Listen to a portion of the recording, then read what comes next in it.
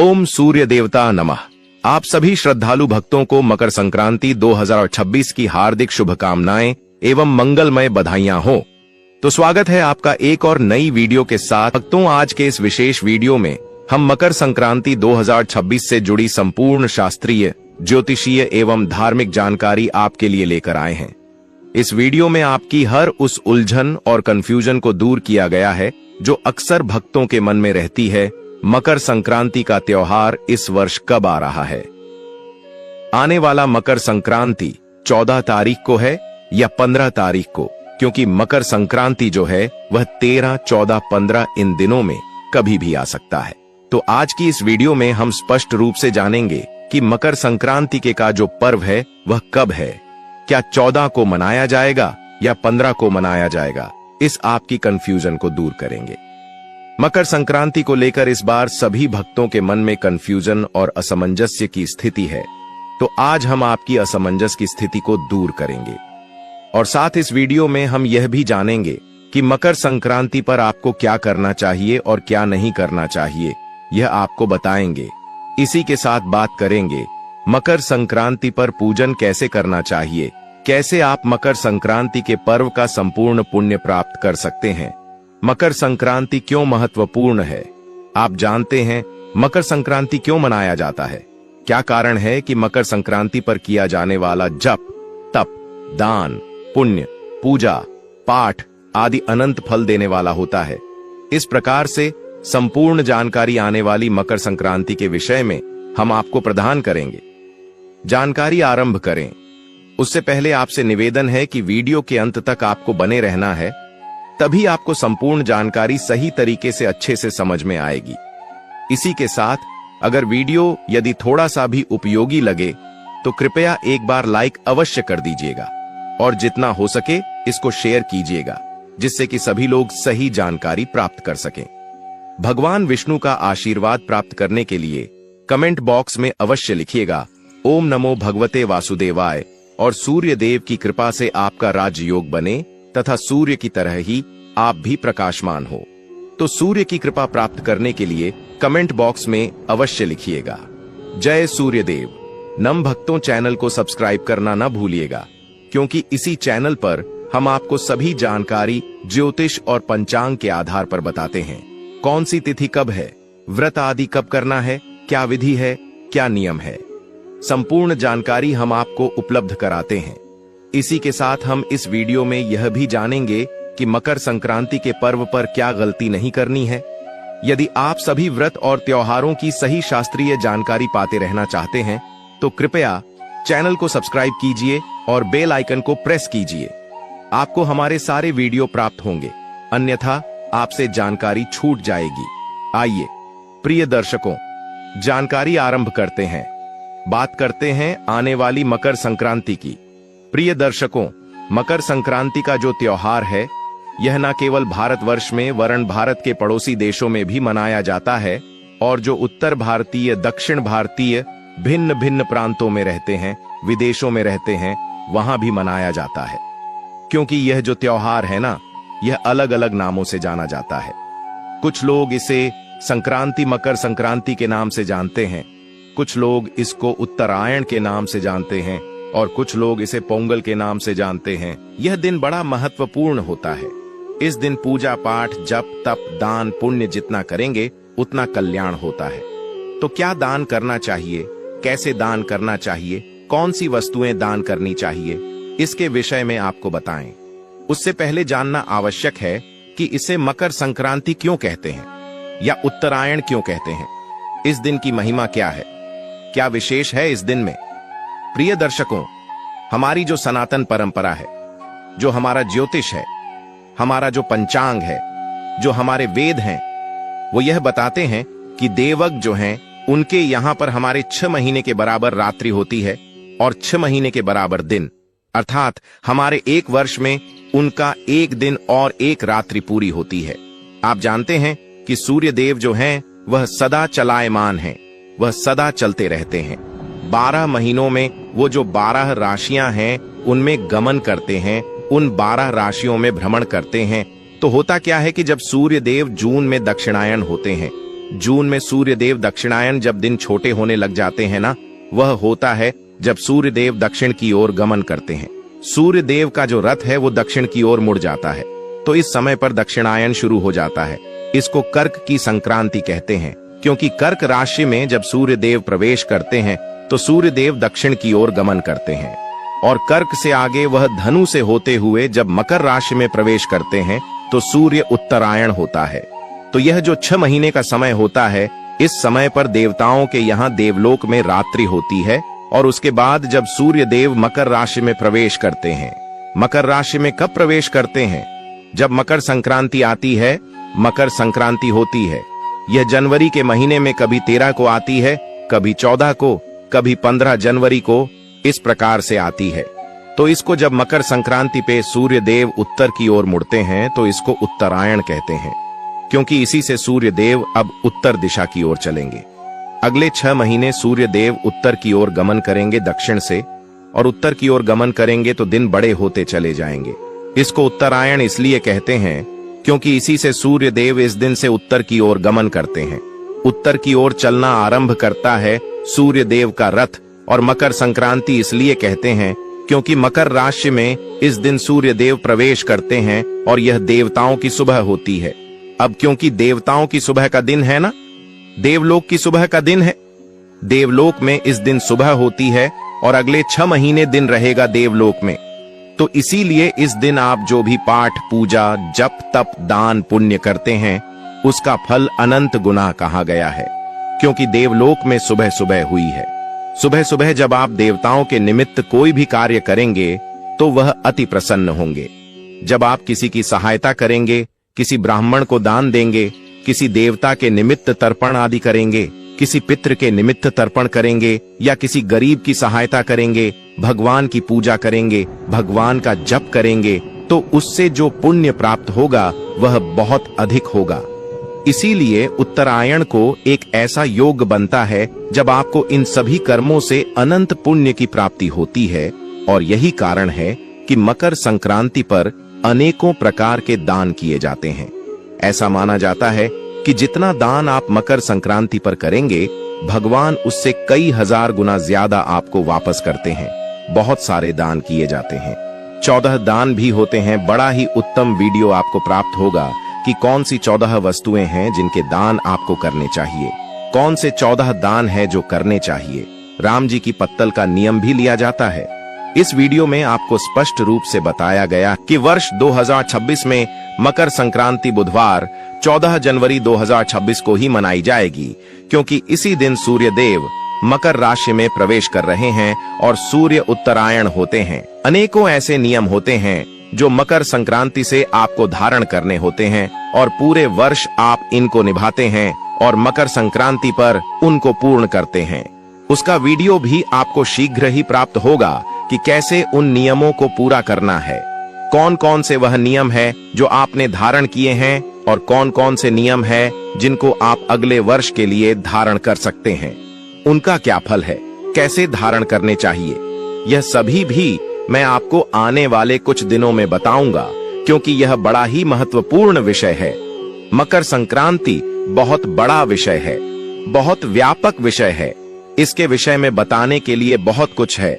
शास्त्रों में इसके विषय में बहुत कुछ लिखा हुआ है। तो आज अभी आरंभ कर रहे हैं।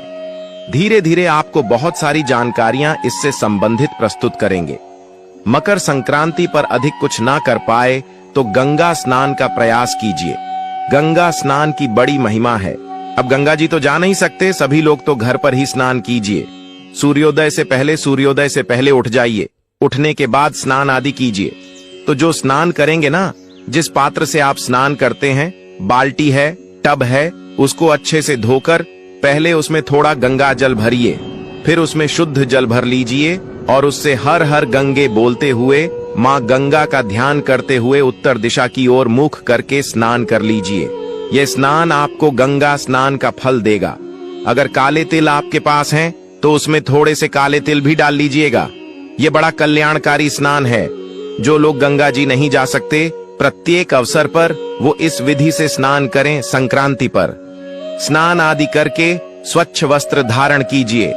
अपने मंदिर की पाठ, पूजा कीजिए और जो आपके प्रतिदिन के नियम है उनको पूरा कीजिए। और उसके बाद आज के दिन दान का दिन है। सबसे पहले अगर संभव है तो किसी ब्राह्मण को भोजन कराइए।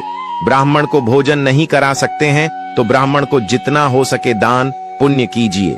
सर्दी का समय है, आपके आसपास यदि कोई वेद पाठी ब्राह्मण है, देखिए दान के विषय में शास्त्र कहते हैं कि दान सदा योग्य ब्राह्मण को ही दिया जाना चाहिए। जो ब्राह्मण के निमित्त दिया जाने वाला दान है वह योग्य ब्राह्मण को दिया जाना चाहिए। योग्य ब्राह्मण कौन? जो वेद पाठी ब्राह्मण है, जो सत्कर्म करता है, जो भगवान की भक्ति करता है, जो वेदों को और पुराणों को पढ़ता है। क्योंकि जो वेदों को पुराणों को पढ़ेगा उसी के पास पुण्य होगा। जब आप वेद पाठ पढ़ते हैं तो उससे आपको धर्म की प्राप्ति होती है, पुण्य की प्राप्ति होती है।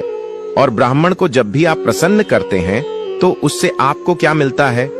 आशीर्वाद के रूप में पुण्य प्राप्त होते हैं। वहीं यदि आपने किसी अयोग्य ब्राह्मण को कोई वस्तु दी, दान दिया, उसके पास तो पुण्य है ही नहीं। उसने तो खुद अपने पाप इतने कर रखे हैं तो उसके पाप आपको मिलेंगे। इसीलिए शास्त्रों में साफ साफ लिखा है कि दान योग्य ब्राह्मण को दीजिए।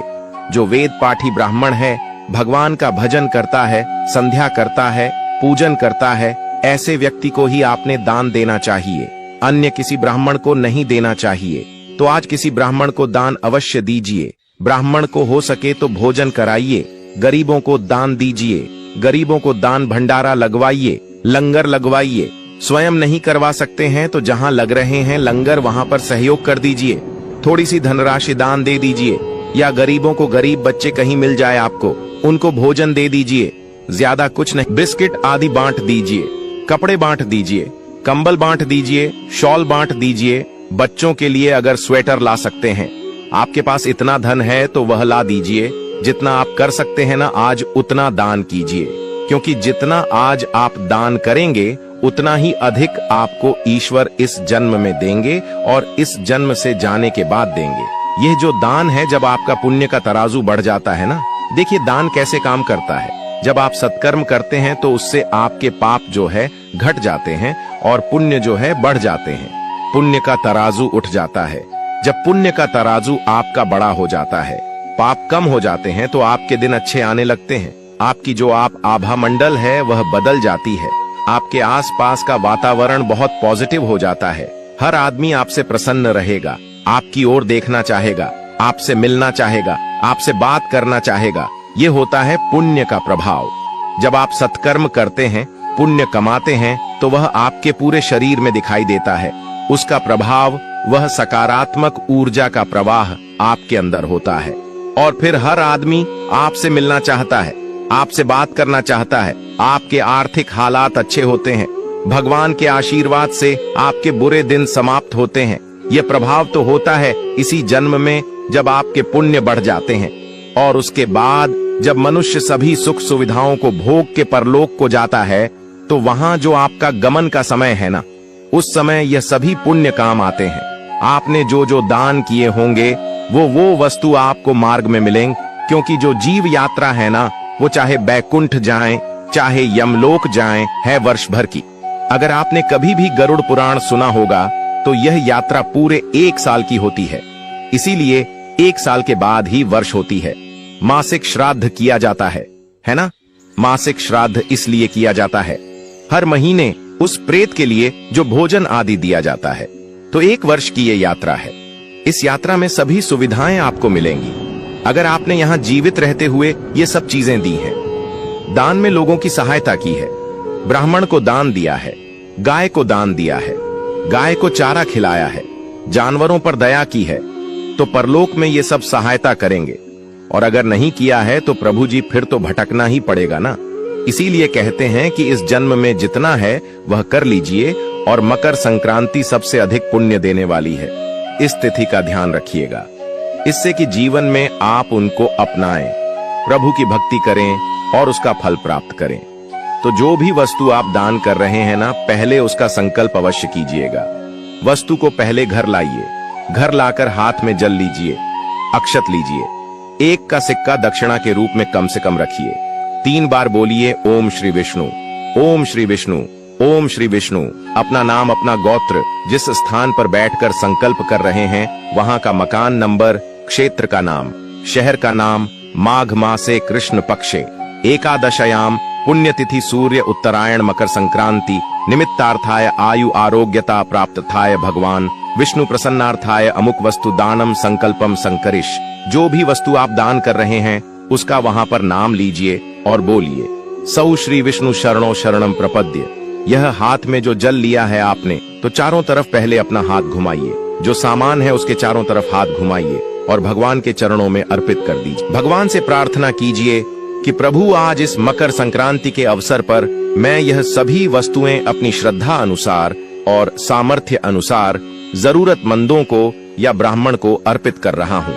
इसे स्वीकार करें और उसके बाद वह वस्तुएं आप जिसको भी देने के लिए लाए हैं उनको दीजिए। और यदि आप धनराशि दान कर रहे हैं तो आप संकल्प में द्रव्य और जितने भी दान कर रहे हैं वह राशि लिखिएगा कि अमुक इतना द्रव्य आप इस उद्देश्य से अमुक व्यक्ति को दे रहे हैं, क्योंकि बहुत सारे लोगों के लिए संभव नहीं होता, बहुत सारी जगह पर ये कर्म भी नहीं होते हैं, तो वह क्या करते हैं कि केवल दक्षिणा भेज देते हैं। हमारे पास कई देशों से ऐसे लोग हैं क्योंकि वहां पर यह सब कर्म होते नहीं।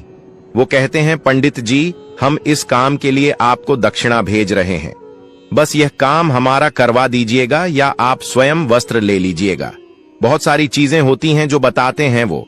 कई बार हमारे यहाँ मंदिर में भंडारे होते हैं तो उसमें भी वह भेज देते हैं कि हम आपको भंडारे के निमित्त यह राशि अर्पित कर रहे हैं, तो वहां से वह द्रव्य भेज देते हैं, यहाँ उनके नाम का भंडारा हो जाता है।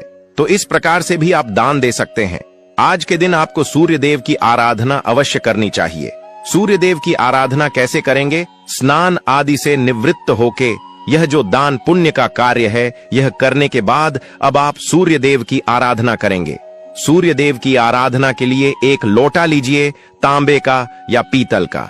उसमें पहले थोड़ा गंगा जल फिर शुद्ध जल भरिए, थोड़ा सा उसमें रोली डाल लीजिए और लाल पुष्प उसमें डाल लीजिए और फिर सूर्य देव को अर्घ दीजिए। ओम सूर्य देवाय नमः, सूर्य देवाय नमः, सूर्य देवाय नमः। सूर्य देव को अर्घ दीजिए। जब आप अर्घ देंगे तो जो जल का लोटा है उसको अपने मस्तक से उस स्थिति में रखिए कि जब वह जल की धार नीचे जाए तो सूर्य देव उस धार में से आपको दिखाई देने चाहिए। यह नियम है, यह विधि है सूर्य को अर्घ देने की। और फिर आप उस जल से अर्घ दीजिए सूर्य देव को। परिक्रमा कीजिए खड़े खड़े और मस्तक से उस जल को लगाइए। अगर आपके पास तिल से बनी हुई कोई मिठाई है तो उसका सूर्य देव को भोग लगाइए। सूर्य देव से प्रार्थना कीजिए कि हे सूर्य देव, आज आप उत्तरायण हो रहे हैं, मैं आपकी पूजा करता हूं, मेरे ऊपर कृपा बनाए रखें और मेरे जीवन की जो परेशानियां हैं उनसे मुझे मुक्ति दिलाएं। यह सूर्य की जो आराधना है, सूर्य की जो पूजा है ना, वह आज के दिन बड़ी फलदायी है। यूं तो अभी खरमास शुरू होने जा रहा है, खरमास का वीडियो देख लीजिएगा। सूर्य की पूजा तो खरमास में पूरे 1 महीने की जाती है और जितनी पूजा करेंगे उतना चमकेगा भविष्य आपका। आपके चेहरे पर तेज आ जाएगा अगर आपने सूर्य की आराधना करी तो। खरमास में बड़ी कल्याणकारी है, उसको देख लीजिएगा आप। वीडियो ना मिले तो कमेंट बॉक्स में लिख के पूछ लीजिएगा। तो सूर्य की पूजा आपने मकर संक्रांति पे अवश्य करनी है। सूर्य देव के जो उपासना स्तोत्र है ना, यह भी मैं आपके लिए अपलोड करूंगा, बड़े काम आएंगे आपके। उपासना स्तोत्र आप उस दिन सुनिएगा, इसका पुण्य भी बहुत अधिक है। तो इस प्रकार से मकर संक्रांति को आप मनाइएगा। स्नान बड़ा महत्वपूर्ण है, दान बड़ा महत्वपूर्ण है और सूर्य की आराधना बड़ी महत्वपूर्ण है। ये 3 काम भी केवल यदि आप कर लेंगे तो भी आपका कल्याण हो जाएगा। बाकी जितने हो सके नियम धारण कीजिएगा। और 14 प्रकार के कौन से वह महत्वपूर्ण दान हैं और वह 5 दान कौन से हैं जो आपका जीवन बदल सकते हैं, उसका वीडियो भी जल्दी ही आपको प्राप्त होगा। अब बात करते हैं कि मकर संक्रांति इस वर्ष 2026 में, क्योंकि 25 तो एंड होने को है, समाप्त हो रहा है, 25 आने वाला जो है वह 26 ही है और मकर संक्रांति जो आने वाली है वो 26 में ही है। बस कुछ ही समय बचा है जनवरी, तो सूर्यदेव मकर राशि में प्रवेश कर रहे हैं। 14 जनवरी को 3/7 पर यह एकादशी का दिन भी रहेगा, शटिला एकादशी का दिन भी रहेगा और इस दिन 14 जनवरी का यह दिन है। अगर वार की बात करें तो बुधवार रहेगा, तो 14 जनवरी को इस बार मकर संक्रांति मनाई जाएगी। 14-15 के बीच में जो कंफ्यूजन है उसको दूर कीजिए और 14 तारीख को मकर संक्रांति का पर्व विधि विधान से और हर्षोल्लास के साथ मनाइए। प्रिय भक्तों, मकर संक्रांति केवल एक पर्व नहीं बल्कि जीवन में नई ऊर्जा, नई दिशा और नए संकल्प का शुभ अवसर है। इस पावन दिन सूर्य देव उत्तरायण होकर हमें यह संदेश देते हैं कि अंधकार से प्रकाश की ओर, नकारात्मकता से सकारात्मकता की ओर और आलस्य से कर्म की ओर बढ़ना ही जीवन का सत्य मार्ग है। यदि इस दिन श्रद्धा पूर्वक स्नान, दान, जप, तप और सूर्य उपासना की जाए तो न केवल वर्तमान जीवन के कष्ट दूर होते हैं बल्कि आने वाला पूरा वर्ष सुख, समृद्धि और शांति से भर जाता है। इसलिए इस मकर संक्रांति पर सामर्थ्य अनुसार दान अवश्य करें, जरूरतमंदों की सेवा करें और सूर्य देव से अपने जीवन को प्रकाशमय बनाने की प्रार्थना करें। यदि आपको यह पवित्र जानकारी उपयोगी लगी हो तो वीडियो को लाइक करें, चैनल को सब्सक्राइब करें और अपने भक्ति भाव को व्यक्त करने के लिए कमेंट बॉक्स में लिखें जय सूर्य देव।